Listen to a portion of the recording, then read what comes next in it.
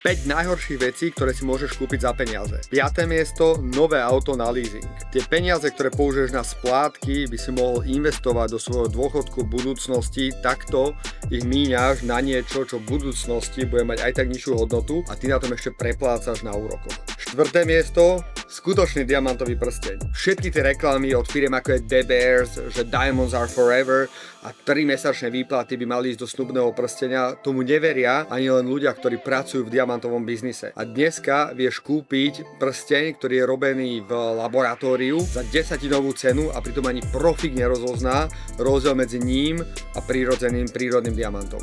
Číslo 3. Nekvalitné poistenie. Mnoho ľudí má poistku len pre ten pocit, že však som poistený. Ale čo v skutočnosti tá poistka sebe zahrňa, je úplne diametrálne odlišné, čo si človek myslí, že dostane v prípade, že sa mu niečo stane. Daj si to fakt skontrolovať. 2. miesto, míňanie peňazí na veci namiesto na zážitky. V živote som neľutoval výhľad na západ slnka na pláži v Grécku a povedal by som si, tak toto bolo fakt blbé rozhodnutie. V porovnaní s tým, nová televízia, ktorú dneska kúpiš za 1000 eur, ešte možno na splátky a zaplatíš 1200, pričom tá istá televízia o rok má hodnotu 600 eur, takže si ju preplatil o 100%, mi príde ako úplne bláznovstvo.